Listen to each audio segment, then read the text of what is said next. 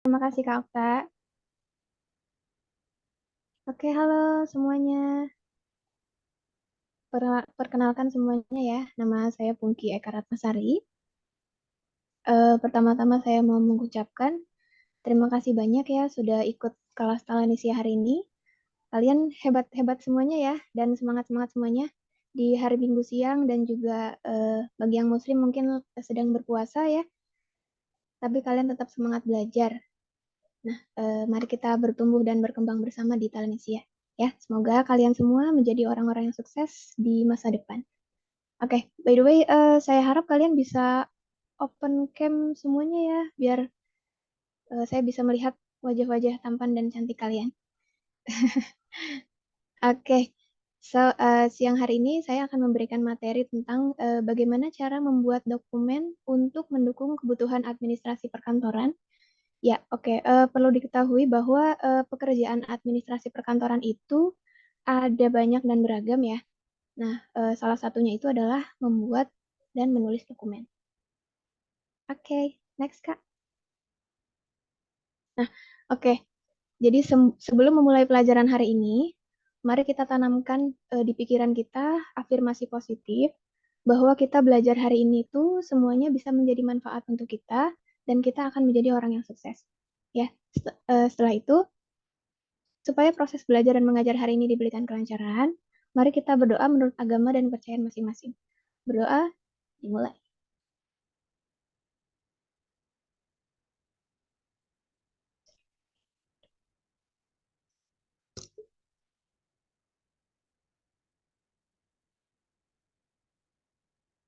Oke, berdoa selesai. Next. Oke, kita langsung masuk ke materi inti ya. Tapi sebelumnya saya mau tanya dulu nih sama kalian. Kira-kira untuk membuat dokumen administrasi itu sebaiknya pakai apa saja sih? Yuk, jawab di kolom chat ya.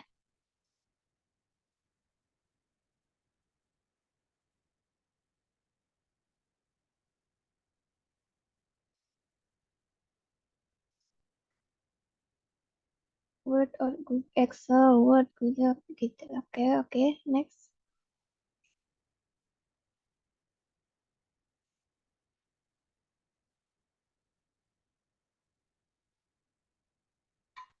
Oke, ada yang jawab Microsoft Word, ada yang jawab Excel, ada yang jawab Google Docs ya.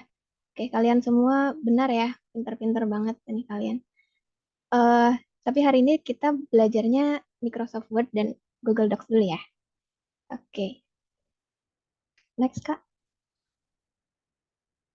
Nah, menurut kalian nih, menggunakan Microsoft Word dan Google Docs itu seberapa sulit sih? Coba tulis di kolom chat rasionya 1 sampai 5. Satu itu berarti eh, 1 itu berarti sulit, 5 itu berarti paling gampang ya.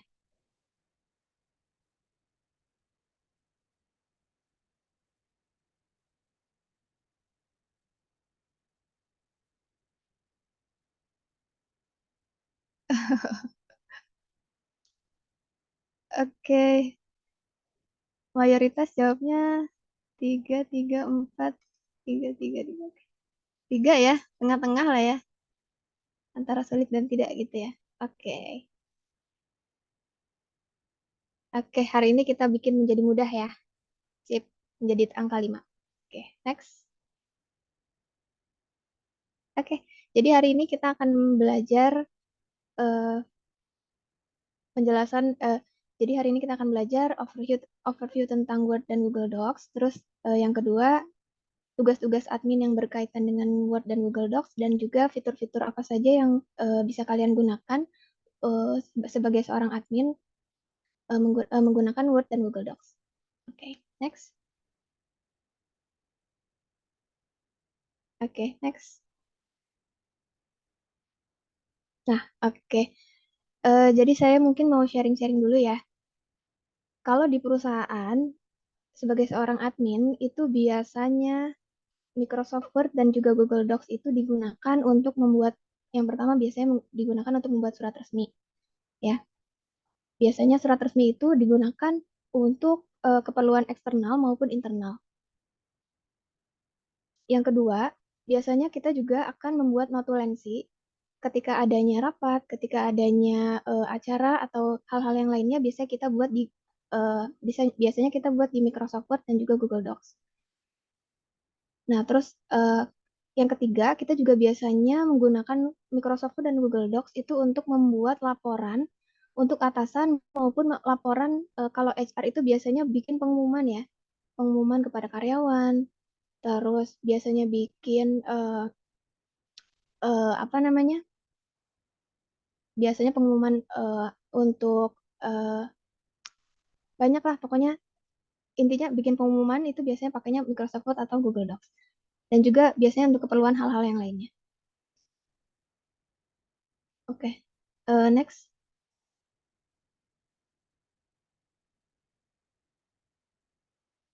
Nah, kalau kalian sebelumnya sudah familiar dengan Microsoft Word, Google Docs itu sebetulnya fungsinya sama ya.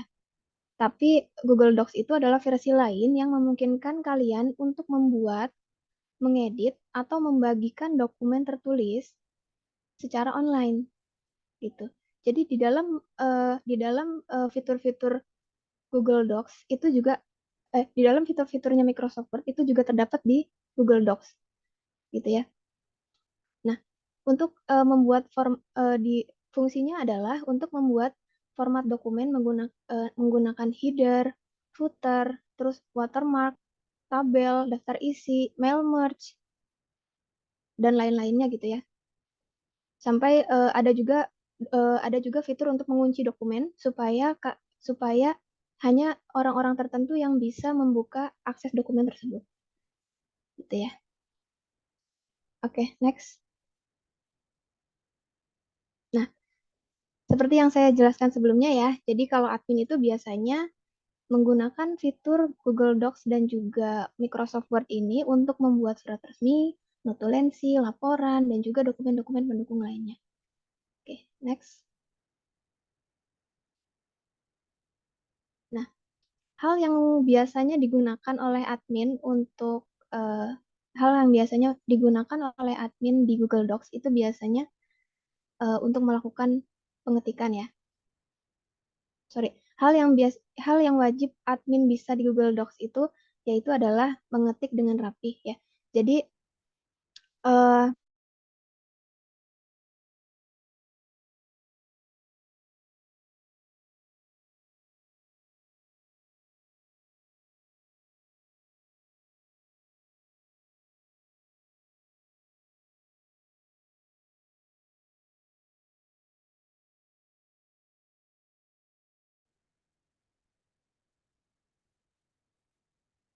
oke,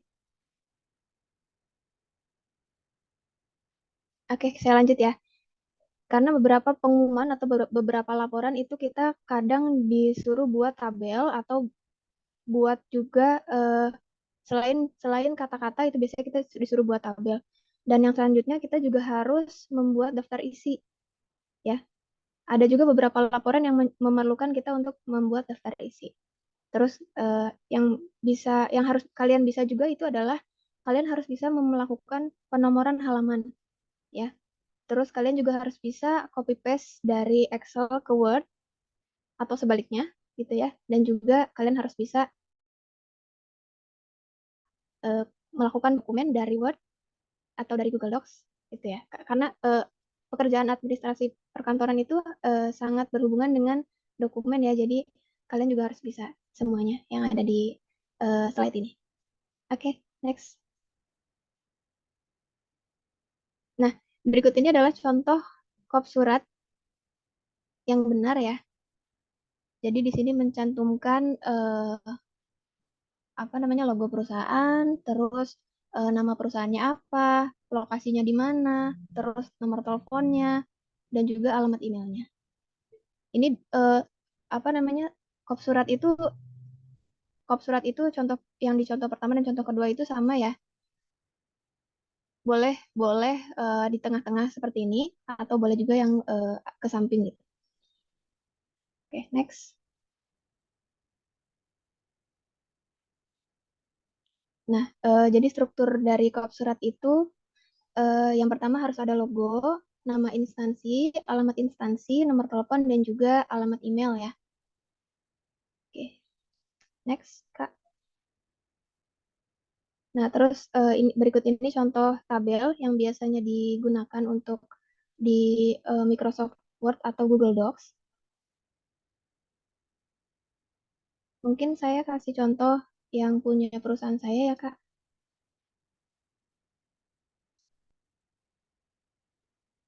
Hmm, Oke. Nah, ini ya contohnya yang saya buat di perusahaan saya. Nah, ini kan di sini tercantum ya. Ada logo perusahaan, terus ada nama perusahaan, alamat, nomor telepon, fax, dan juga ini contoh untuk pembuatan tabelnya. Seperti ini. Ini saya contohnya ambil dari eh, saya waktu itu bikin identifikasi bahaya untuk eh, ketika adanya proses seleksi karyawan baru. Ya, kayak gini ya contohnya ya. Nah, nah fitur-fitur ini tuh bisa kalian dapatkan di sini ya. Di sini untuk bikin tabel itu ada fiturnya di sini tabel. Terus untuk daftar isi kalian juga bisa ambil dari sini ya, seperti itu. Oke, next ke Okta.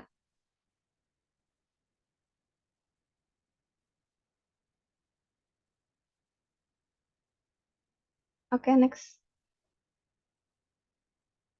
Nah, ini ya contoh daftar isi seperti ini ya. Tadi saya juga sudah jelaskan di Google Docs itu nanti kalian tinggal klik insert atau sisipkan. Nanti di paling bawah itu ada fitur daftar isi. Nanti kalian tinggal masukkan saja dari situ. Oke, next. Nah, terus page number atau penomoran halaman itu eh, itu juga tersedia ya di fitur Google Docs maupun di Microsoft Word. Tujuannya untuk agar supaya masing-masing page itu ada nomornya ya. Penomoran halaman itu bisa kalian bisa kalian sisipkan bisa di tengah-tengah atau bisa di samping. Itu tergantung perusahaannya. Oke, next.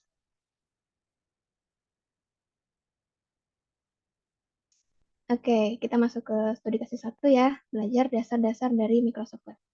Next.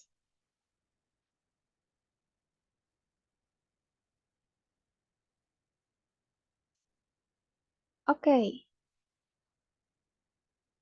sekarang kita belajar cara membuat template ya. Jadi di studi kasus 1 ini nanti kalian yang akan melakukan eh, yang akan membuat template surat permintaan barang dengan mencontohkan surat pada dokumen referensi. Nah, kalian baca dulu ya, nanti soalnya di sini ya. Konteksnya adalah kalian adalah seorang admin dari PT Dora Nida Abadi. Suatu hari, kalian diminta oleh atasan untuk membuat template surat permintaan barang ke vendor. Atasan kalian itu memberikan dokumen referensi dan yang dapat membantu kalian untuk membuat template. Nanti kalian buat ya ini, terus nanti eh, hasilnya kalau yang sudah selesai boleh dipresentasi, tapi kalau yang belum nanti mungkin bisa dimasukkan di LMS ya. Oke, Kak Okta ini langsung studi kasus. Oh iya Kak, baik. Mungkin sebelum masuk studi kasus nih kalau ada teman-teman yang mau nanya dulu, kita persilahkan dulu ya Kak. Oh ya, boleh. Maksimal 10 menit deh, nggak apa-apa. Yuk, teman-teman yang mau nanya, langsung raise hand ya.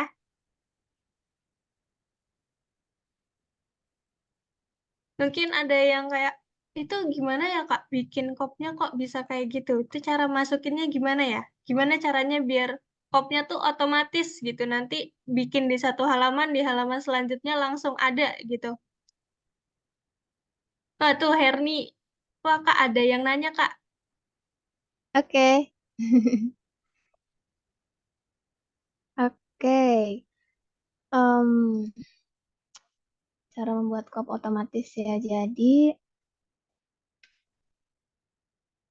sebetulnya kalau di setiap perusahaan itu, kalau kop surat itu biasanya sudah ada ya, sudah dibuat ya. Tapi kita juga harus bisa cara membuat kop surat itu sendiri. Oke,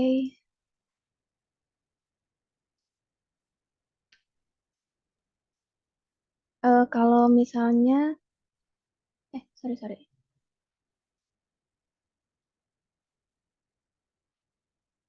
bentar ya Kak.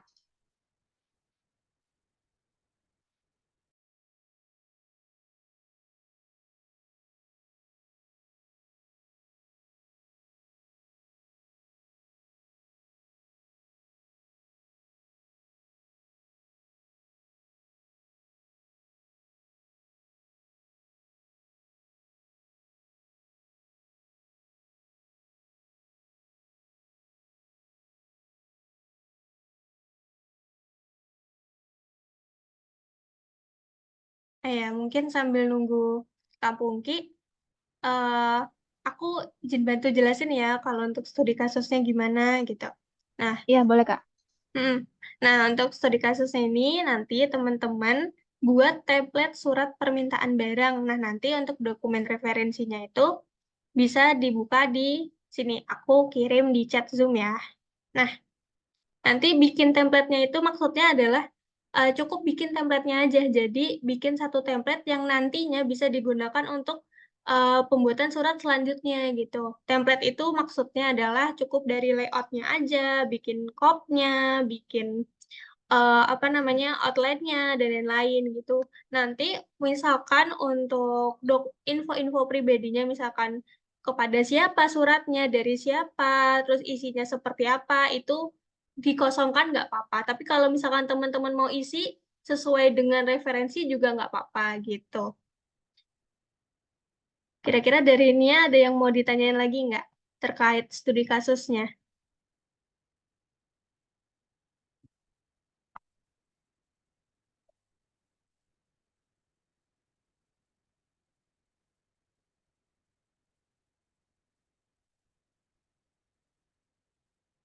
Oke, mungkin kalau teman-teman nanti masih belum paham nih terkait studi kasusnya, waktunya aku tambah jadi 20 menit ya di breakout room. Jadi nanti teman-teman bisa saling diskusiin nih pembuatan pengerjaan studi kasusnya seperti apa gitu. Nah, selanjutnya Kak Pungki ya mau menjelaskan lagi kan terkait tadi. Silakan Kak.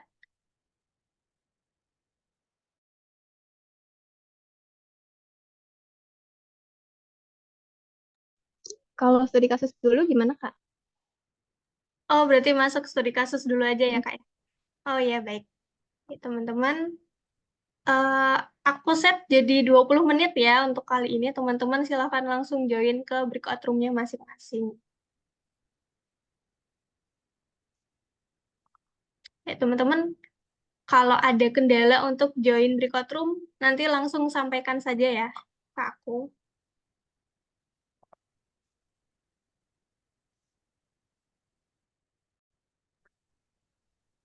Udah Kak. Oke. Oke. Ya, Mbak Punggi, mungkin setelah ini teman-teman bisa presentasi ya, Kak. Oke, boleh boleh. Yang Yuk, sudah mungkin boleh dipresentasikan ya. Siapa duluan nih yang mau presentasi?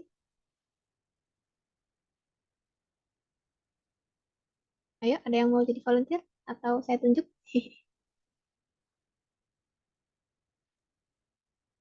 yuk yang mau presentasi sebelum ditunjuk ke Pungki, mending langsung raise hand aja deh. Yuk.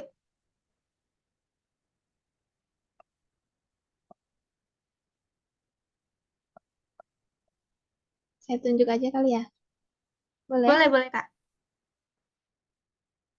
Oke. Siapa ya? Oh, ini ada yang raise hand nih. Oke, boleh. Mbak Anissa, silakan. Aku izin share screen ya, Kak. Oke, boleh.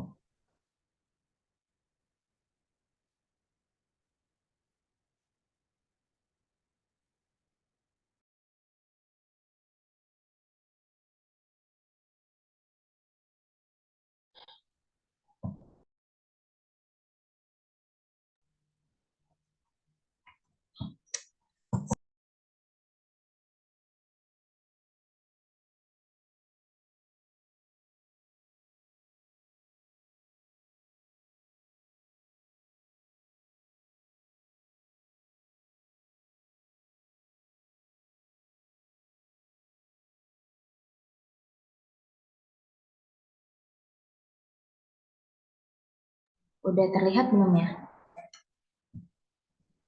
Sudah, Kak? Kurang lebih ini Kak Pungki presentasi dari nama Sena. Tadi hasil ngerjain kita bareng-bareng diskusi. Mungkin dari apa referensi yang dikasih sama Kak Okta kurang lebih nggak beda jauh karena dari referensi lain tentang tadi yang Kakak jelasin sama yang kita udah cari-cari kurang lebih emang isinya itu sama. Cuma ada beberapa yang kita ganti. Kurang lebih seperti ini Kak presentasi apa namanya hasil dari diskusi tadi. Oke.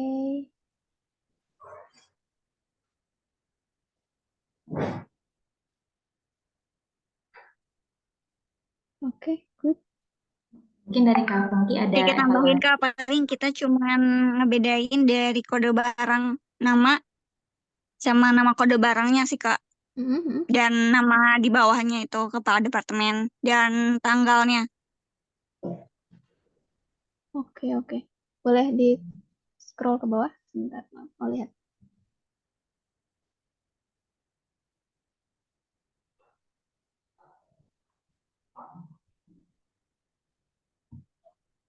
Oke, very good, Kak. Dari saya cukup sih. Nama Sena. Bagus ya, Dari nama nama Sena. Sena. Bagus ya, nama Sena. Oke, give applause untuk nama Sena. Terima kasih Kak Pungki. Iya. Oke, mungkin dari yang lain? Ada yang mau present? Dari menyala mungkin.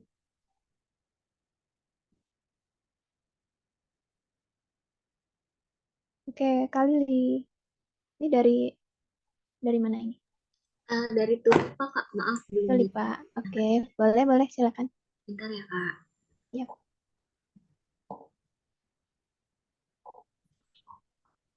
Ini Kak, kita juga sama kayak kelompok Nawasena, jadi cuma kita ganti ininya aja, permintaan sama direktur. Cuma yang mau dipertanyain itu Kak, kan jatuhnya kalau misalnya kita pakai spasinya 1,5, ini jadinya ada di bawah ya Kak.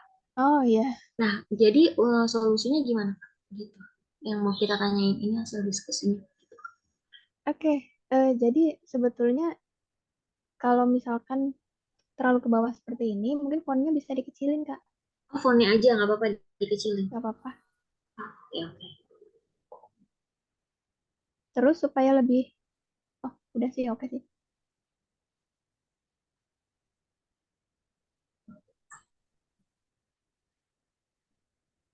Berarti untuk fontnya nggak harus 11 atau 12 gitu ya, Kak? Yang penting tetap satu kertas gitu. Iya, Satu betul. page. Oke, oke. Betul. Tapi pastikan jangan terlalu kecil juga. Jadi kita bisa ratakan kanan kiri. Baik. Makasih ya, Kak Pungki. Sama-sama. Oke, give applause untuk Tulipa. Oke, ada lagi yang lain mungkin? Yang belum berarti menyala sama Triwis. Triwis belum ya?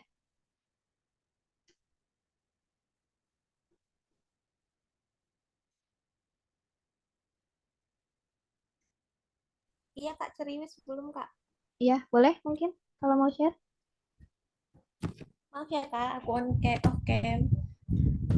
Iya, nggak apa-apa. Sebenarnya kita kurang lebih juga sama sih Kak. Jadi lebih ke mana nih? Lebih ke tadi tuh ini merubah font untuk nama perusahaan, kemudian ganti tanggal aja, kemudian sama tuh dengan tadi Nawasena ya tadi ya, karena nama kepala departemennya di bagian bawah, jadi fontnya ya, apa namanya tabelnya itu agak kita lebarin, jadi agak lebih kecil gitu, jadinya Farhan tuh jadi ke atas, jadi satu lembar gitu, lebih ke situnya sih Kak. Oke. Bagus ya, sudah bagus ini sudah oke. Terima kasih. Oke, terima kasih Triwis. Yang belum?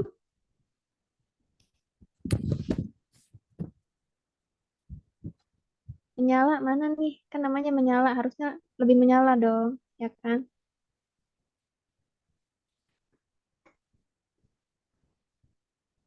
Menyala terus Izin ya, Kak. PCJ. Oh ya, boleh.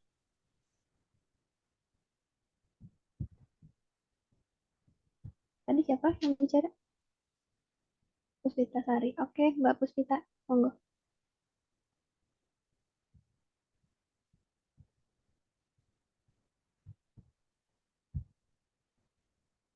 Screen-nya kelihatan nggak ya, Kak? Kelihatan tapi setengah ya. Oke, bentar ya. Oke.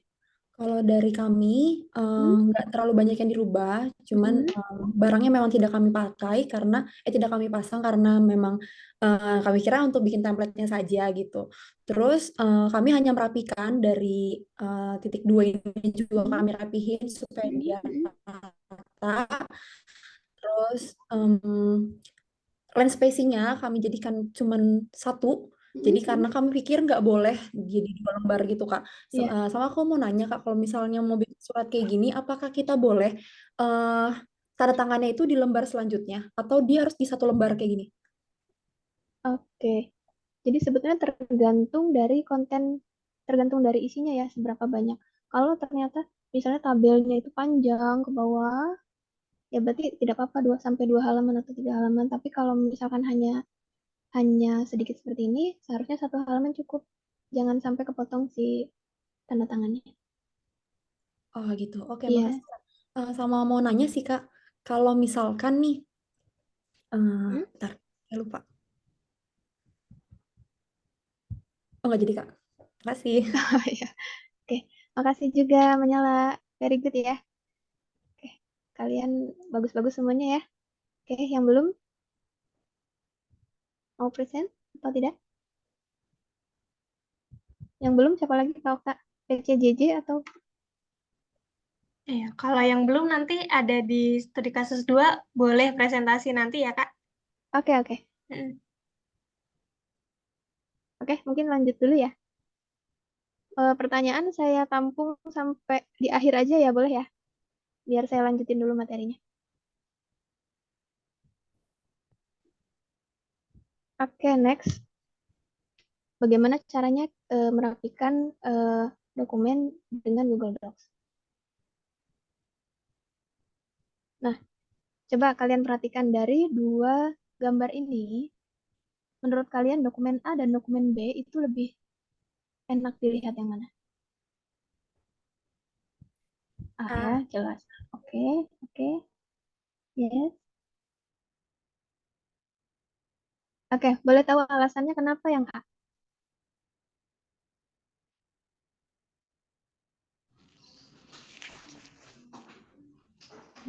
Lebih rapi, font konsisten. Oke, oke. Oke, good ya. Bener ya. Jadi, kenapa yang A itu lebih enak dilihat ya, Kak? Dan biasanya memang kalau di perusahaan itu harus seperti yang A ini ya. Jadi, konsistensi dari font, terus ukuran, itu memang harus sangat diperhatikan ketika kalian membuat dokumen di perusahaan. Oke. Kalau yang dokumen B, ini kita bisa lihat ya, yang di blok warna kuning itu kan ada yang besar, ada yang di bawahnya itu nggak rapih juga ya. Itu ada yang justify, ada yang ke tengah gitu-gitu ya. Jadi untuk di perusahaan itu memang kita harus profesional ya. Jadi harus semuanya serba rapi. Next.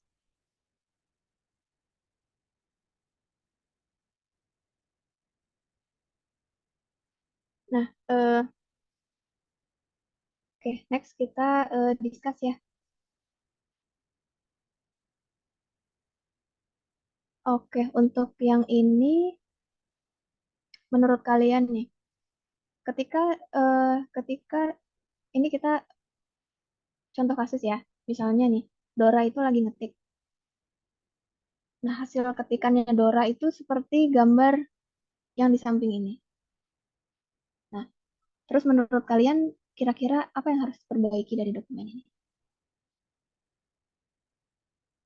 Boleh open open mic juga boleh, nggak harus ketik di chat ya.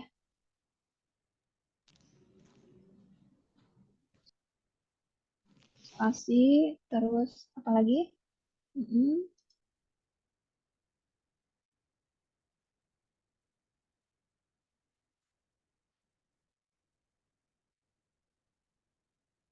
Iya, oke. Kerapihan apa saja? Kata kanan kiri, justify. Oke, oke. Oke, jadi bisa kita lihat ya. Ini kan dokumennya ada yang apa namanya? Hasil ketikannya ada yang ke samping kanan, samping kiri ya. Yang seperti ini tuh harusnya rata kanan kiri ya di justify ya. Nah, terus ini juga eh apa ya? Fontnya itu nggak konsisten ya. Ada yang mungkin dia pakai font Arial, ada yang pakai font Calibri gitu ya. Jadi memang kalau di perusahaan itu harus fontnya itu sama semuanya. Terus eh, rata kanan kiri dan rapih gitu ya. Next, spasinya juga harus sesuai semuanya. Nah, oke. Nah, kita masuk ke studi kasus 2 ya. Jadi, boleh mungkin Kak Okta bantu jelaskan untuk studi kasus 2. Ya, baik Kak. Nah, jadi teman-teman ini ada studi kasus 2 ya, judulnya merapikan dokumen. Nah, nanti teman-teman ditugaskan untuk diberikan dokumen yang ada di link ini. Teman-teman bisa buka juga ya di LMS-nya atau di chat Zoom ini. Nah, nanti teman-teman jangan lupa bisa disalin, bisa bikin salinan ke Google Docs-nya, bisa di-download. Jadi nanti bisa dikerjakan di Google Docs atau di Microsoft Word, itu terserah teman-teman. Nah, nanti jangan lupa dirapikan. Nah, dirapikannya sesuai dengan yang tadi disarankan Kak Pungki ya. Bisa lihat dari fontnya, konsisten menggunakan fontnya berapa, terus menggunakan font apa, terus dilihat sudah menggunakan Justify atau belum, spasinya seperti apa, dan lain-lain gitu. Nah, nanti untuk standar rapinya seperti apa sih, Kak? Gitu. Kak, teman-teman juga bisa lihat inspirasi di Google nih. Dokumen yang rapi itu sebenarnya seperti apa sih, gitu. Jadi nanti teman-teman boleh nih kalau misalkan eh, satu peserta dengan peserta yang lain tuh hasilnya beda nggak apa-apa, karena nanti inspirasinya kan beda-beda gitu. Nanti kalau sudah selesai, dikumpulkan ke LMS dengan format nama lengkap underscore studi kasus 2. Oke, teman-teman mungkin nanti kalau misalkan ada yang belum dipahami bisa nanya dulu ya. Aku hitung mundur sampai 5 detik. 1, 2, 3, 4, 5. Oke, karena tidak ada yang nanya, aku anggap teman-teman sudah paham ya. Jadi kita langsung masuk ke breakout room. Oke, aku setting waktunya sampai 20 menit ya. Semoga teman-teman cukup untuk merapikan dokumen ini.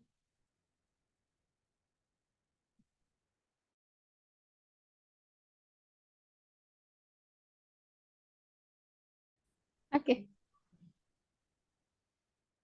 boleh yang mau duluan? Wah, semangat banget nih sekarang nih. Oke, tadi yang resen duluan saya lihat Nawasena ya, Mbak Anissa. Silakan Mbak, Izin share screen ya, Kak. boleh.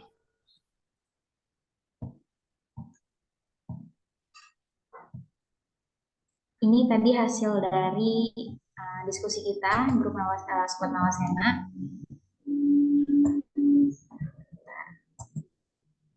Ada beberapa, ini banyak yang kita ubah dari font, terus garis kanan kirinya, sama perataan dokumen, gitu juga sama ada yang kita jadiin paragraf baru. Nah, ini yang indikator, kita kasih poin lebih, biar lebih gampang dibacanya. Ya,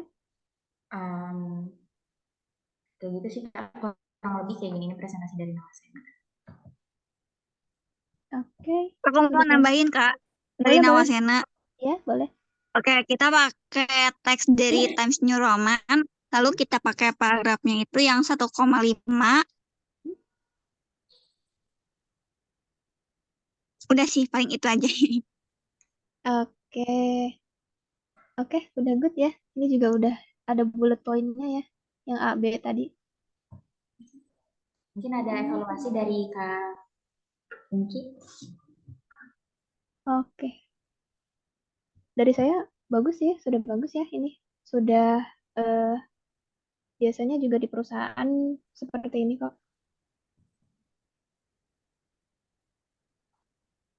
Mungkin apa lagi ya? Udah sih, sudah cukup. Bagus ya dari Nawasena. Ya, terima Oke, kasih, give Kak. applause untuk Nawasena. Terima kasih, Kak. Iya, sama-sama. Terus tadi yang kedua, saya cek Raisen itu well lead ya, Mbak Salma. Ya, Kak Pungki, Benar kan? selamat sore. Selamat Sore. siang, jalan sore. Jadi, teman saya izin share screen juga dibantu sama Tavia. Ini dari grup Wilit, kita udah udah ngerapiin dari yang dikasih tadi.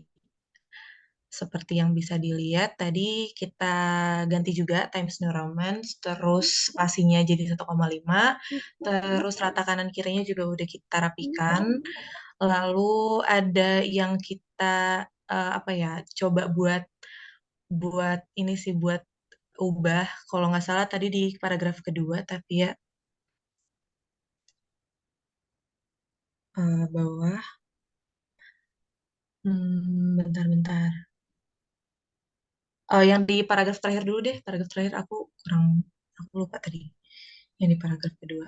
Nah, terus yang di paragraf terakhir tadi kan di yang pertamanya itu kalimat terakhirnya ini penyebab kegagalan capaian indikator satu, terus ada titik dua komanya gitu kan Kak. Terus dari kelompok kita berinisiatif untuk mengubah itu jadi penyebab kegagalan capaian indikator satu koma karena semua kegiatan yang direncanakan dilaksanakan sehingga capaian kinerja 100% titik.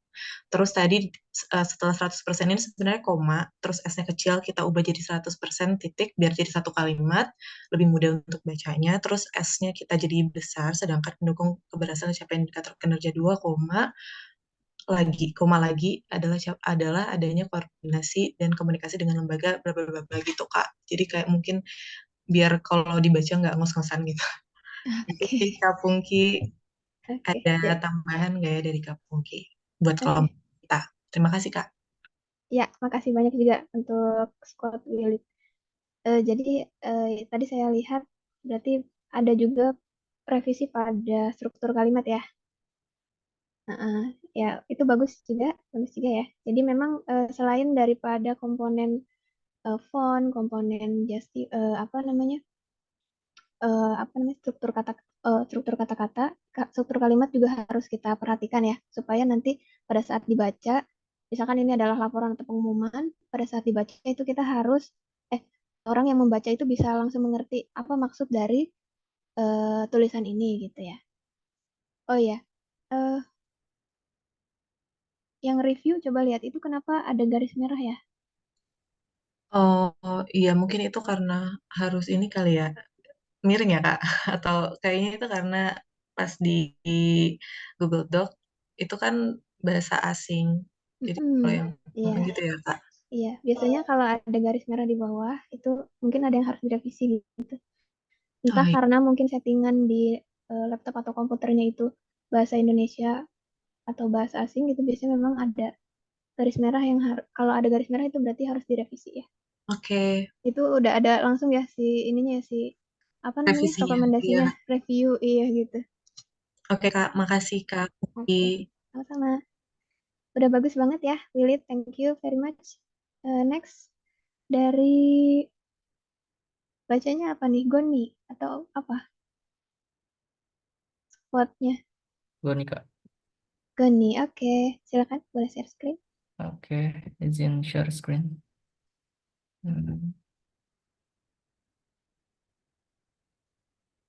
Apakah sudah kelihatan nggak? Oke, sudah.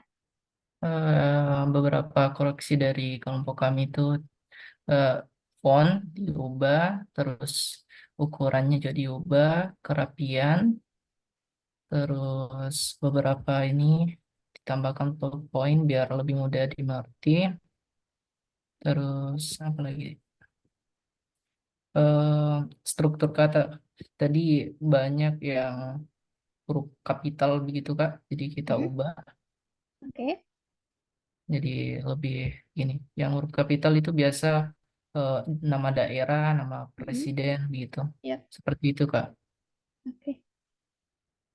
Oke. Bagus, bagus. Gitu Kak. Yang balik. Oke. Sama ya seperti yang tadi ada garis merah itu mungkin karena settingan di laptop ya Mas Hardiansyah itu Indonesia ya. Jadi kalau misalkan dia settingannya bahasa Inggris pasti nanti merah semua yang lainnya.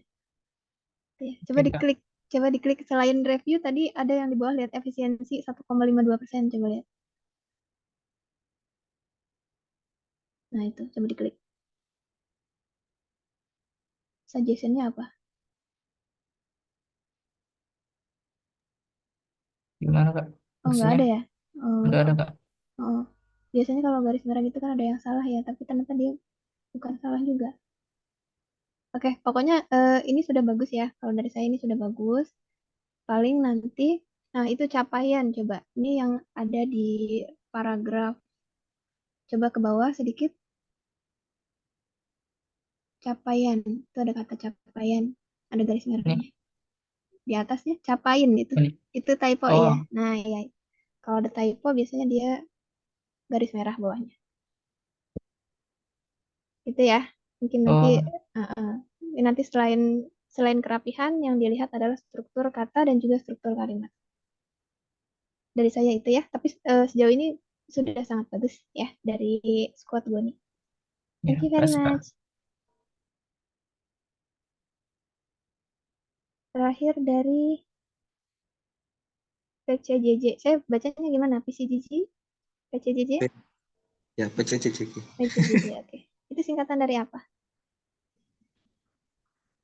Apa? Lupa saya. Gak ada singkatannya. Oke. Silakan saya screen. Izin teman saya screen, Kak. Boleh.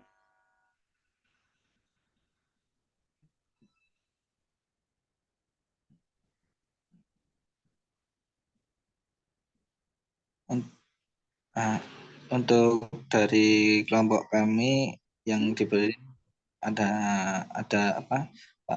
Font paragraf rata kanan kiri, font, terus aja spasi sama fontnya. Terus ada juga yang apa sih? Jadi paragraf itu jadi poin. Yang paragraf ketiga. Yep. Oh ya. Nah, itu bikin poin, terus yang paragraf terakhir juga dibuat poin karena agar lebih mengerti sih. Coba lihat Paragraf, dulu ke bawah. paragraf yang indikator. Oke. Oke, good. Seperti sih, Kak. Oke. Coba batu page 1, halaman 1. Nah, ini bagus ya. Tadi kan kita lihat kalau yang lain reviewnya, dia pasti ada garis merah di bawah ya.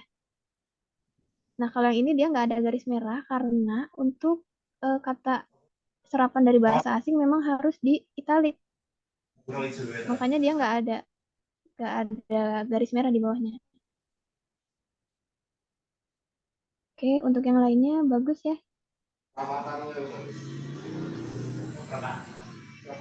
Oke, terima kasih banyak untuk squad PCJJ. Give applause. Siap. Terima kasih. Oke, Kak Okta. Yang belum masih ada ya? Tadi baru 4 ya?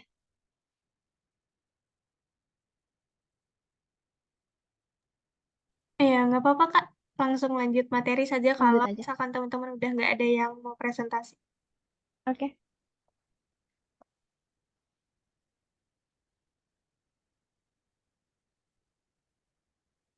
Oke, next. Nah, oke. Jadi seperti yang tadi kita lihat ya dari presentasi kalian, hal-hal yang membuat dokumen kita jadi lebih rapi diantaranya adalah penggunaan kalimat yang efektif. Jadi memang tadi sudah benar ya, selain daripada perapihan, kita juga harus melihat struktur kalimat dan juga struktur kata-kata yang dicantumkan di situ, apakah sudah benar atau belum, apakah ada typo atau tidak, begitu ya. Nah, terus yang kedua, penggunaan fontnya juga harus yang mudah dibaca. Yang standar itu biasanya kalau nggak Calibri, Italic, ya. Kalau yang lain-lainnya yang miring-miring, yang Arabik atau apa-apa itu Jangan deh, mendingan ya kalau di perusahaan. Atau kalau misalkan di perusahaan Jepang itu kadang pakainya ini Merio UI kalau di perusahaan Jepang ya. Nah, terus penggunaan margin itu juga kita harus perhatikan ya, atas bawah, kanan kiri itu kita harus presisi ya antara kanan kanan dan kiri dan juga atas dan bawah ya. Terus penggunaan line spacing, jangan sampai spasinya terlalu lebar, jangan sampai terlalu sempit sampai jadi kalau bahasa Sundanya mah renyak gitu ya, maaf. Renyak gitu ya. Sampai nggak bisa dibaca lah gitu, sampai pusing orang ngelihatnya juga udah pusing gitu. Jangan sampai kayak gitu ya. Nah, terus perataan tadi ya, perataan kanan kiri, terus penggunaan bullet dan numbering. Tadi sudah bagus ya, kalian sudah menerapkan numbering, bullet dan numbering ya. Jadi ada yang di poin-poin gitu ya, ada yang A, B, terus ada juga yang tadi yang kalau nggak salah squad yang terakhir itu PCJJ ya, itu sudah pakai indikator 1 itu apa, indikator 2 apa gitu ya. Itu bagus banget. Lebih mudah dimengerti. Terus yang selanjutnya adalah konsistensi dari font dan juga apa namanya perataan gitu ya. Oke, next.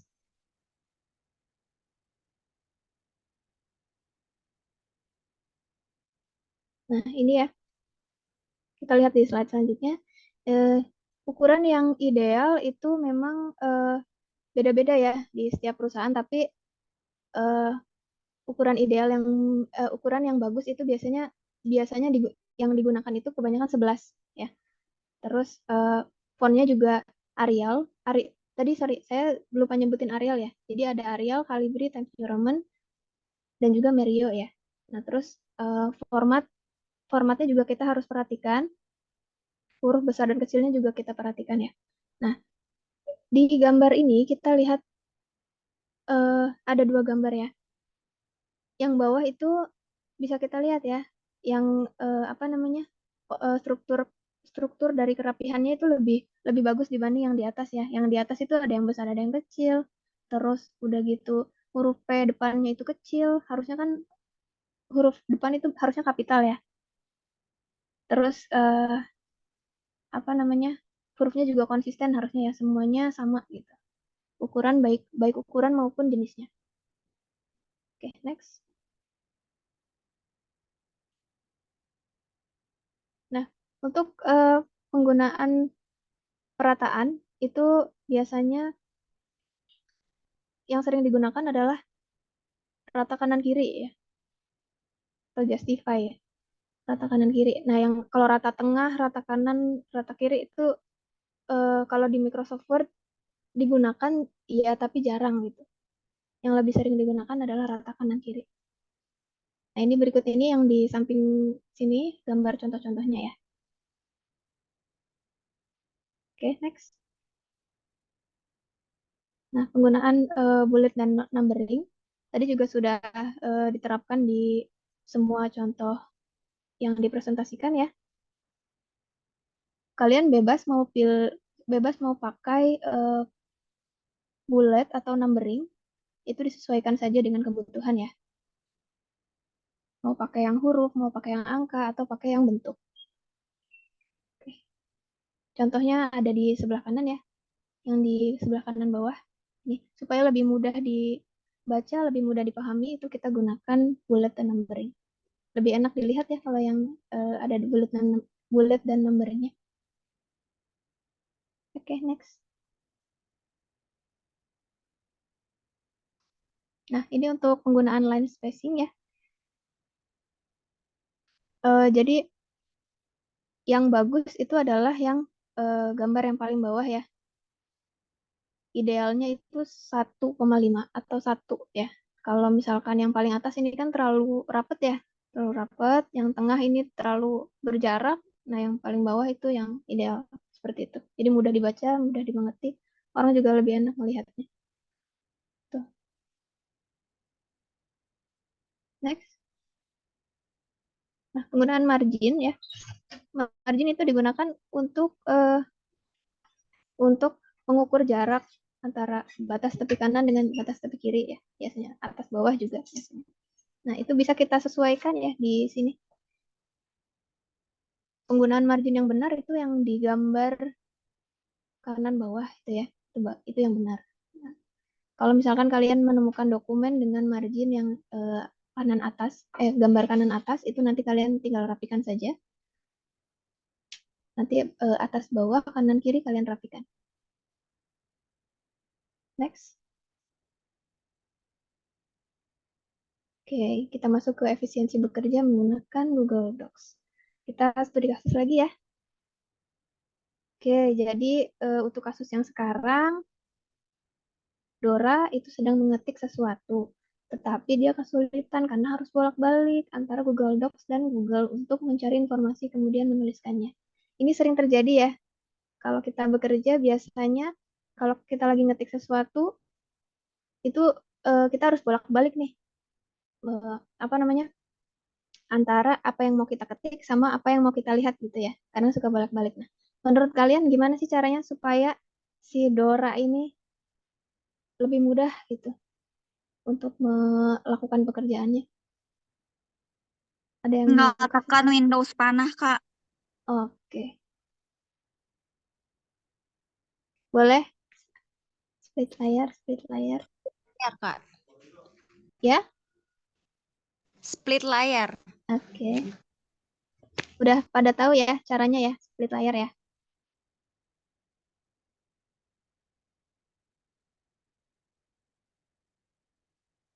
Oke. Next. Bener ya? Jadi supaya mudah, supaya cepat, itu kita bisa split layar ketika sedang mengetik ya. Caranya adalah klik Windows, terus panah. Windows itu adanya di antara Control sama Alt. Ya, bagi yang belum tahu. Itu memudahkan kita untuk memindahkan dokumen dari satu dokumen ke dokumen yang lain supaya kita lebih efisien untuk mengerjakan sesuatu biar nggak lama. Next. Kasus yang kedua. Ketika Dora sedang mengetik sesuatu, tapi dia lama banget nih ketiknya dalam mengerjakan dokumen itu. Nah, karena dia tuh perfeksionis, dia pengen rapi banget gitu ya. Nah, setiap menulis satu paragraf dia harus rapikan lagi. Jadi satu paragraf dirapiin, satu paragraf dirapiin. Menurut kalian apa yang harus dilakukan Dora? Rapiinnya belakangan. Oke. Ada lagi?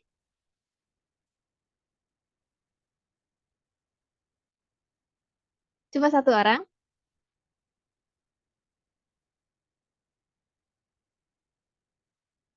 Oke, oke, Kontrol A, rata kiri kanan. oke. Oke, good. Next. Bener ya. Jadi tadi ada yang jawab rapiinnya belakangan. Bener ya.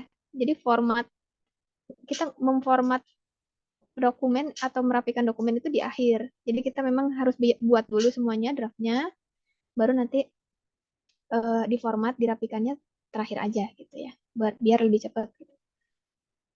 Terus next. Oke, yang ketiga nih, kasus ketiga. Ketika Dora mengetik sesuatu, tapi setiap kali dia mau paste sesuatu, dia harus ke menu dulu, terus mencari menu paste. Akibatnya Dora bekerja tambah lambat. Menurut kalian dia harus gimana nih? Ctrl V. Oke. Yap. Oke. Good ya. Udah pada hafalin. Ada yang bilang hafalin. Wah, keren dong. Ctrl V dan Ctrl C. Oke. Next, Kak. Oke, bener. Kalian harus gunakan shortcut ya. Jadi ini beberapa shortcut yang digunakan di Microsoft Excel, Word, dan lain-lain. Oh, hafalin shortcut. Oke, benar-benar. Pintar. Jadi beberapa shortcut, sebenarnya shortcut itu dari Ctrl A sampai Ctrl Z itu ada ya. ada fungsinya semua. Tapi yang sering digunakan itu yang ada di sini. Ctrl A, Ctrl C, Ctrl V, Z, U, Y, I, B, S. Itu sering digunakan ya. Nah, masing-masing fungsinya udah pada tahu. Ada yang mungkin nggak tahu dari sini. Nanti saya jelasin. Dari A, C, V, Z, U, Y, I, B, S ini ada yang belum tahu? Yang mana? Lu udah tahu semua ini? Tolong jelasin. Oke. Satu-satu ya. Mudah-mudahan keburu ya. Y, I. Yang nggak tahu A sama Y. Oke. Sebentar ya. Nah, Ctrl A itu biasanya untuk memblok semua tulisan pada lembar kerja. Jadi biar kalian nggak ngeblok, misalkan itu contohnya ya, laporan itu tuh ada 100 halaman, misalnya. Supaya kalian nggak ngeblok dari atas, dari halaman 1 sampai 100, itu kan lumayan lama ya. Itu kalian bisa kok bisa klik aja Ctrl A. Nanti udah otomatis keblok semua. Nah, terus yang tadi Ctrl C itu untuk mengcopy ya. Untuk mengcopy, terus Ctrl V untuk paste, Ctrl U itu digunakan untuk memberikan garis bawah pada tulisan, baik huruf maupun angka, atau biasanya kita sebutnya underline ya. Jadi underline otomatis gitu. Diblok dulu tulisannya, terus underline. Diblok dulu tulisannya, terus Ctrl U, nanti dia otomatis underline. Gitu. Nah, terus Ctrl Y itu untuk redo, untuk mengembalikan untuk back to sesudah gitu. Kembali ke sesudahnya. Kalau yang Ctrl Z kan undo ya, kembali ke sebelum. Nah, kalau Ctrl Y itu untuk mengembalikan ke setelahnya. Tuh. Nah, terus Ctrl I itu untuk memberikan efek italik ya, untuk memberikan efek miring pada tulisan. Terus Ctrl B itu untuk bold, untuk memberikan efek tebal. Gitu. Ctrl S itu untuk save ya, save file. Oke. Next, Kak.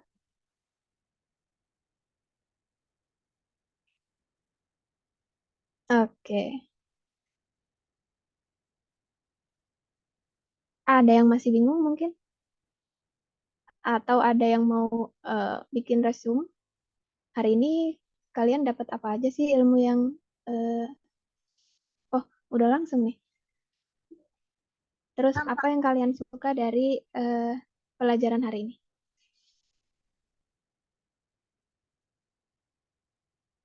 Ada 3 ya poin penting yang kalian dapatkan, bagian yang kalian bingung, dan juga apa yang kalian suka dari pelajaran hari ini. Silakan, ada yang mau sharing?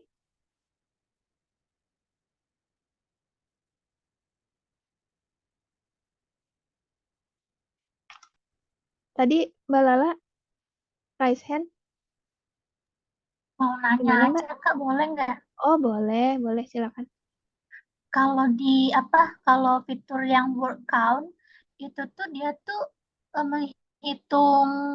menghitung kata atau karakter. Jadi spasinya ikutan dihitung itu atau katanya aja. Oh, yang Word count. Ini katanya aja, Kak. Katanya aja ya. Iya, words-nya aja. Jadi misalnya saya, itu aja yang dihitung yang kayak udah kata udah utuh gitu ya, Kak. Iya. Oke, makasih, Kak. Oke, sama-sama. Mbak Safriani, boleh? Oke, izin ya Kak ya. Kedengeran nggak Kak? Kedengeran. Ya. Ini saya mau nanya yang masih bingung ini. Ini kan tadi untuk studi kasus kita yang kedua, tadi kan udah pada presentasi tuh kan. Nah, yang saya bingungin, tadi kan dari kelompok kami itu kan huruf kapital di setiap kata itu kan kami ubah jadi kecil. Nah, sedangkan di spot lain itu kan nggak diubah. Nah, yang pengen saya tanya itu apakah di penulisan yang baik itu tuh memakai huruf kapital di setiap kata kah atau yang memang biasa kita pelajari? Biasanya kan kalau yang kita tahu tuh di awal kalimat, terus kemudian nama kota, nama daerah, atau nama judul biasanya gitu kan. Biasanya kalau di tengah-tengah tuh kan kita makainya yang untuk di awal kata tuh kan nggak pakai huruf kapital nih. Sedangkan tadi di sebagian suratnya itu ada pakai kapital. Nah, yang benernya itu yang mana gitu? Apakah semuanya dibenarkan atau yang lebih baiknya itu yang mana gitu? Oke, pertanyaan bagus ya. Jadi memang disesuaikan saja Kak. Penggunaan huruf kapital itu kita sesuaikan dengan yang sudah kita pelajari pada saat kita sekolah. Ya, jadi penggunaan huruf kapital itu berarti di awal kalimat, di awal kata ya, sorry, di awal kalimat, terus apa namanya, nama daerah, nama orang, seperti itu Kak. Jadi memang nanti kalau misalkan Kakak di dalam dokumen menemukan, oh ini harusnya kan nggak kapital, Kakak rubah aja, direvisi aja. Mungkin itu salah ketik atau gimana gitu ya. Nah ini, oke gitu ya. Oke, makasih banyak Kak. Sama-sama. Ada lagi?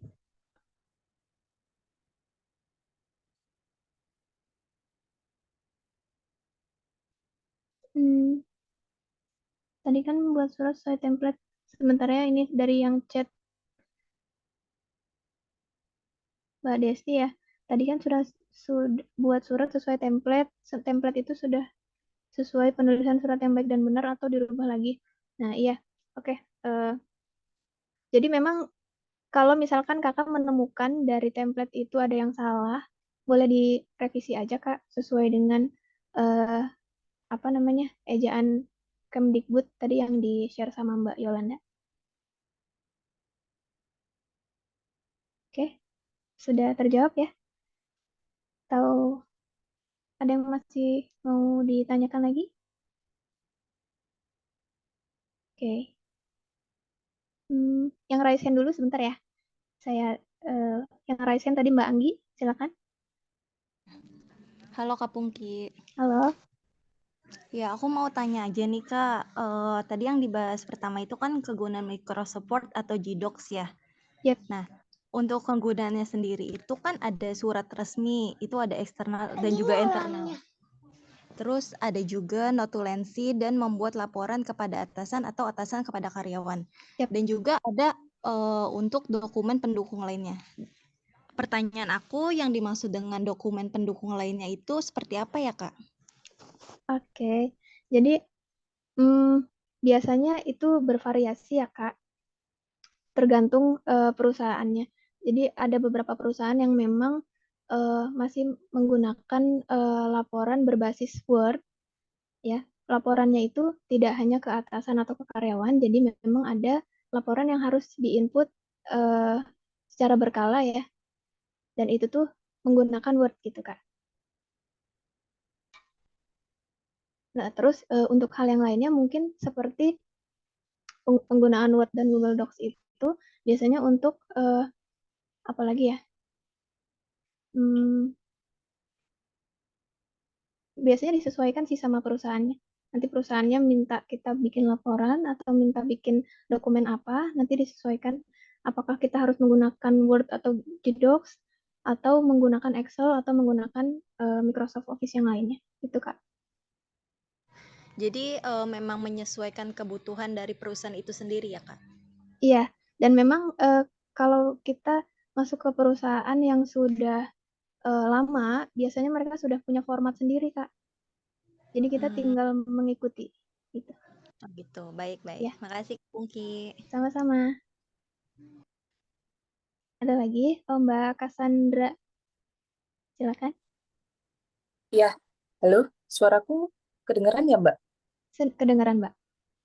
Oke, nah jadi ini kan aku lihat ini ya Mbak, artinya kita perlu menggunakan kaidah berbahasa Indonesia yang ya let's say mendekati EYD lah ya. Sebagai contoh misal penggunaan bulat, kemudian terus bahasa asing itu di italic ya atau dimiringkan fontnya. Nah, sama gini Mbak, mungkin yang aku masih penasaran, sebenarnya kalau secara general untuk pembuatan dokumen atau surat-surat di perusahaan manapun, itu memang mau tidak mau kita harus mengacu pada kaidah berbahasa Indonesia yang baik yang dengan dan benar ya Mbak. Maksudnya seperti skripsi lah ya. Seperti itu kan Mbak? Oke, pertanyaan yang bagus. Jawabannya adalah iya, Mbak. Iya, Kak. Jadi memang ketika kita masuk ke perusahaan, tata bahasa kita juga harus kita sebagai seorang yang profesional, tata bahasa kita harus bagus gitu, Mbak. Memang harus mengikuti kaidah EYD ya, sesuai dengan EYD. Karena apa? Karena misalnya kita akan memberikan pengumuman ke karyawan atau kita memberikan pengumuman untuk eksternal. Nah, yang baca itu kan bukan cuman kita dan juga bukan cuman divisi kita gitu. Itu kalau misalkan kita di situ tidak mengikuti kaidah yang ditentukan, maka misalkan itu dokumen dikirimlah ke eksternal ya. Orang pihak luar itu akan melihat, oh kok perusahaan ini kok tata bahasanya kayak gini ya gitu. Itu sih kalau kalau menurut saya lebih ke situ sih Kak. Iya, karena eh, kalau yang masih aku sedikit ingat ya Mbak, kayak Ya. misal waktu studi kasus itu kan kalau nggak salah nih ada satu kalimat di bagian terakhir ya, yang mana itu penulisannya kalau nggak salah adalah tapi ada titik duanya. Nah kayak gitu kan seingatku nggak baku ya, maksudnya udah pakai adalah, terus masih ada titik duanya, yang kayak gitu-gitu loh Mbak. Nah sama kayak ini Mbak, misal kayak penulisan angka, kayak tadi RP itu seingatku kan RP titik terus baru nominalnya gitu ya. Nah seingatku kan itu juga ada kaidahnya gitu ya Mbak. Nah berarti kita akan sampai sedetail itu ya Mbak nantinya ya, pada saat kita memang berurusan dengan hal-hal yang administratif thing gitu ya. Oke. Jadi menyesuaikan saja Mbak. Sebenarnya Jadi tidak sedetail sampai titik dua atau RP titik spasi. Tapi kalau RP titik spasi itu harus ya. oke. Sebenarnya ya yang penting itu adalah struktur kalimat sama kerapihannya. Poin-poin Oh, pentingnya. Kalau kita ngikutin EYD boleh, boleh banget ngikutin EYD, tapi nggak sampai sedetail ini nggak boleh ada titik duanya atau ini nggak boleh seperti ini, nggak boleh seperti ini. Sebenarnya nggak sedetail itu, tapi mengikuti EYD itu harus. oke, paling enggak secara general itu adalah struktur kalimat dan dilihatnya tuh Kerapihan. rapi gitu ya Iya. Mbak. Ya. Oke, oke. Jadi sejauh ini cukup. Terima kasih Oke. banyak Mbak. Terima kasih juga. Mbak Anissa, ada yang mau ditanyakan? Aku izin bertanya Kak, untuk sistematika penulisan yang di studi kasus pertama itu kan tadi ada kolom untuk permintaan barang itu ya Kak. Kan permintaan barang yang tadi kita kerjain itu kan nggak jauh tuh, nggak banyak, cuma 3 sampai 4 kolom. Tapi kalau misalnya banyak itu tetap yang kayak tadi kolom dulu baru TTD dan lain-lainnya, atau dilampirkan di kertas setelahnya Kak? Kalau Boleh banyak ya? dilampirkan gitu. Karena kan banyak nih. Oh iya ya. Oke. Kalau banyak Atau biasanya memang jadi oh iya. Oke, thank you. Kalau banyak biasanya memang jadi lampiran di akhir. Jadi yang di halaman pertamanya itu adalah tulisan dulu. Nah, untuk tabel kalau banyak itu biasanya bisa berhalaman-halaman ya. Itu biasanya lampiran di akhir. Jadi lampiran aja gitu. Bukan jadi salah satu bagian dari surat itu. Ya, berarti tanda tangannya cukup di kertas awal aja ya Kak, lampirannya nggak perlu ada titik. Iya, benar-benar. Terima kasih Kak Pungki. Sama-sama. Oke, untuk yang di chat, ini tadi yang belum saya jawab. Kop surat dari Mbak Herni ya. Kop surat itu garisnya harus tebal atau tidak? Tidak ya Kak. Untuk kop surat itu boleh garisnya tebal, boleh garisnya tipis. Nanti menyesuaikan dengan si perusahaan itu sendiri maunya seperti apa. Itu. Mbak Herni, apakah sudah menjawab pertanyaannya?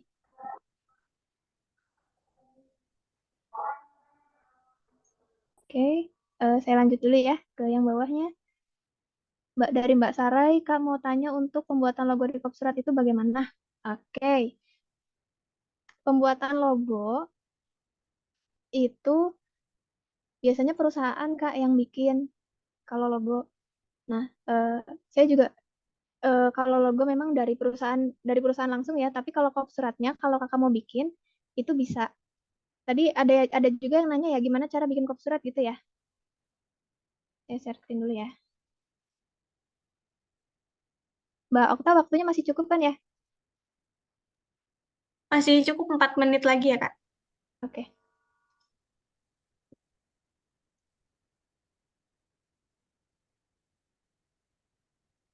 Oke, ini tadi sekalian menjawab sama yang pertanyaan sebelumnya ya. Nah, karena saya tidak menemukan logo perusahaan saya, saya tidak menemukan kop surat asli, jadi saya tadi bikin sendiri ya kop surat. Nah, eh, jadi untuk bikin kop surat, terus untuk bikin garis ini sebenarnya mudah ya Kak. Jadi kalian bisa klik desain, ini ya, desain. Terus kalian pilih formatnya di header. Ini udah ada formatnya ya. Kalian mau pakai format yang mana? Nih, bebas. Kalau saya tadi pakai format yang ini, alfabet. Nah, terus kalian masukin tulisannya di sini, sama masukin logo perusahaannya di sini. Gitu. Nah, terus tadi ada yang bertanya gimana caranya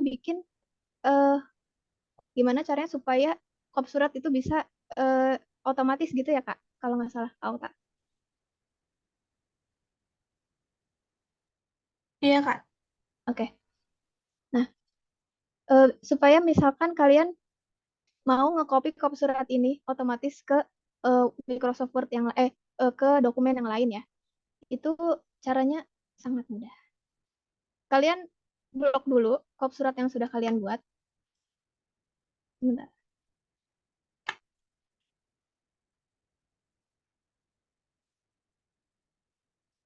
Kalian blok, sorry. Ya. Terus kalian klik file, option, klik option, klik proofing. Kalau terlalu cepat, kasih tahu ya. Klik proofing, terus autocorrect option. Klik ini ya, autocorrect option. Nah, kalian ketik, misalnya contohnya cop ya. Saya kasih nama cop. Terus kalian klik oke. Ini di checklist dulu ya, yang automatically use suggestion. Terus klik oke. Dah. Nah, ketika kalian mau bikin kop surat di dokumen yang lain, kalian tinggal ketik yang tadi kalian masukkan, yaitu tadi kan saya masukinnya kop ya, KOP, enter. Sebentar. Tadi belum saya masukin, ntar dulu.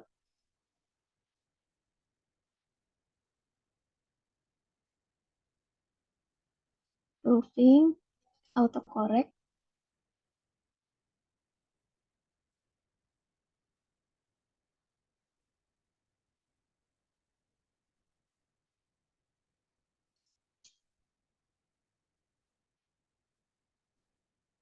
Ntar ya.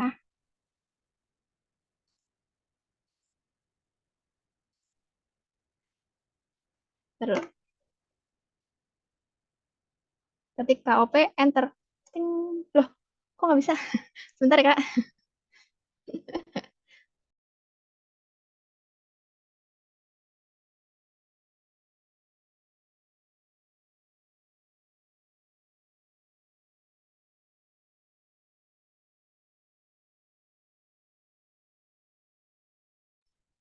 Dicoba di Word kalian, bisa nggak?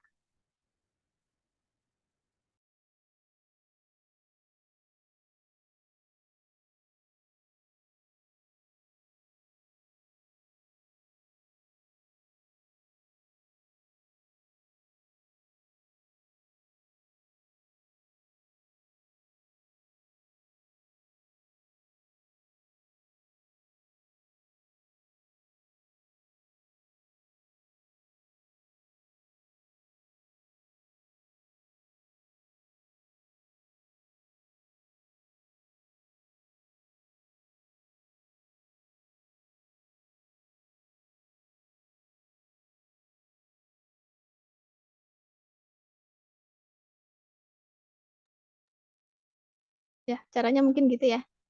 Mungkin punya saya error kali ininya, Microsoft Word-nya. Tapi caranya seperti itu ya, Kak? Oh, di Mbak Desti berhasil ya? Oke. Sorry, sorry. Kayaknya Word saya error deh. Oke, kira-kira menjawab pertanyaan dari yang tadi ya, yang awal banget tadi, sama Mbak Sarai nggak? Menjawab nggak? Saya harap bisa menjawab ya. Oke. Terus next Mbak Desti nanya, pada umumnya lebih sering dimintai buat pakai Google Docs atau Microsoft Word, Kak? Biasanya yang banyak digunakan adalah Microsoft Word ya. Kalau Google Docs itu biasanya digunakan untuk sharing apa namanya, dokumen. Kalau sharing dokumen itu biasanya antar admin. Kalau yang resmi itu biasanya berbentuknya Microsoft Word. Oke, ada lagi yang mau bertanya? Mbak Yolanda boleh Mbak? Nanti ketik nama saya ya di LinkedIn, nanti saya accept. Buat semuanya juga sama, kalau mau connect sama saya di LinkedIn boleh banget ya. Nanti ketik nama saya, silakan nanti klik connect, nanti saya accept ya. Ada lagi yang mau bertanya mungkin? Waktunya sudah habis ya, Mbak Okta? Oh ya, sudah habis, Kak. Udah 15 lebih 3 nih. Lebih 3, oke. Oke, mungkin Dulu dari saya ya. cukup ya. Oke, dari saya cukup. Terima kasih banyak. Sampai ketemu di sesi selanjutnya ya. Saya kembalikan ke Mbak Okta. Baik, terima kasih banyak Kak Pungki atas materinya hari ini. Semoga yang sudah disampaikan Kak Pungki hari ini bermanfaat nih buat teman-teman, terutama yang mau jadi staff admin, mau jadi admin HR, admin GA, dan lain-lain. Nah, nanti kalau misalkan teman-teman masih merasa, Kak, aku diskusinya tadi di breakout room masih kurang. Nah, nanti setelah kelas langsung dijadwalkan untuk tutoring bareng sama tutornya ya. Nanti langsung didiskusikan aja di grup squadnya masing-masing. Nah, sebelum kelasnya aku tutup, jangan lupa teman-teman untuk isi presensi yang udah aku kirim di grup WA ya. Segera diisi, paling lambat itu jam 6 sore untuk pengisian presensinya. Nah, untuk studi kasus hari ini, itu deadline-nya di tanggal 20, berarti di hari Rabu. Jadi teman-teman punya tanggungan studi kasus di hari Selasa dan hari Rabu deadline-nya gitu. Nah, nanti kalau misalkan ada yang ingin ditanyain atau ada kendala di LMS, pengen nanyain studi kasus atau dan lain-lainnya, itu bisa langsung chat aku bisa via PC atau via grup WA ya. Nanti langsung aku respon. Nah, demikian kelas dari Telenesia. Semoga teman-teman semoga materinya bermanfaat ya buat teman-teman. Nanti untuk recordingnya akan segera dikirim di LMS. Oke. Thank you teman-teman sudah hadir sampai jam 3 ya, tepat waktu banget. Oke, aku tutup semuanya sore. Sampai Jumat di minggu depan. Terima kasih, Kak.